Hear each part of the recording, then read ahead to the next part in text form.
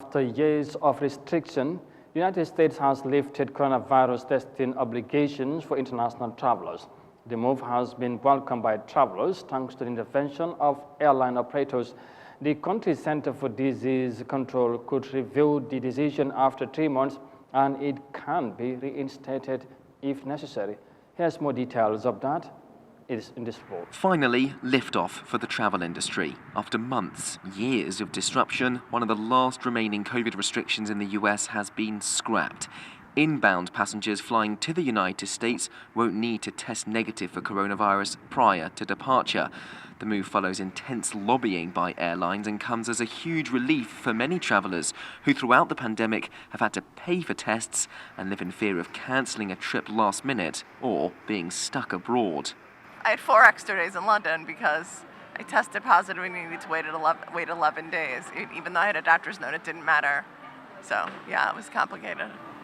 I'm a physician. I deal with COVID patients fairly regularly, and I think it's very reasonable. The new Omicron variant is reasonably infectious but fairly mild in its import to the individual, and it seems to be fairly well managed by the population, so I think it's gotten to the point of reasonable. Plus, I think once you let the genie out of the bag, it's out of the bag.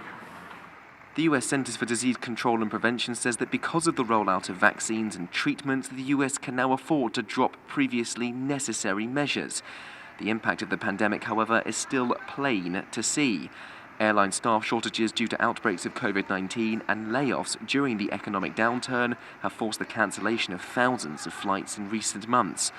And that potentially complicated situation means the CDC will reassess its decision in 90 days and stands ready to reinstate the rule if needed. But with testing regulations already dropped by other major economies, the UK, Germany, Canada, for example, the US will be hoping it can avoid reimposing those controls, especially with a busy summer season of travel ahead.